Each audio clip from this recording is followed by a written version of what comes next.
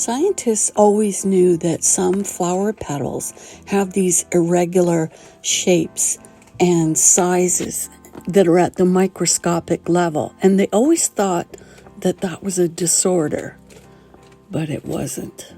They discovered that these little nanostructures on flower petals put out an ultraviolet halo glow, which bees can see.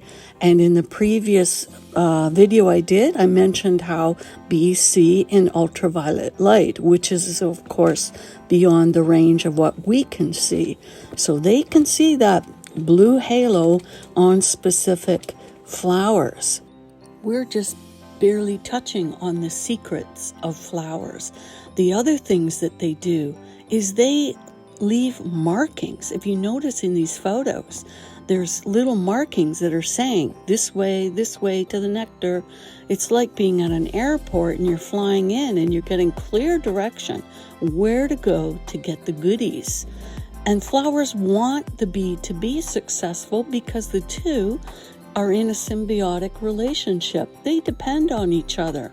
Not just honeybees, but all bees and pollinators rely on flowers, and flowers rely on them for their reproduction. The pollen is basically the sperm. And so when the bee is in a flower, it's getting that pollen and then spreading it to the next flower and so on. In this photo, you'll see a bee. It's not a good photo, sorry. The bee has a white stamp on her back.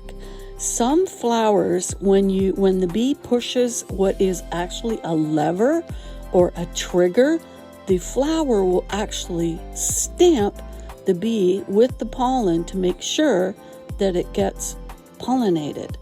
Or sometimes the bee will get slapped in the face by the plant. They hit the trigger and wham, it gives them a little, like a powder puff, poof, into the face. And so the bee is absolutely covered in pollen. The flower is being certain of it to ensure its successful pollination.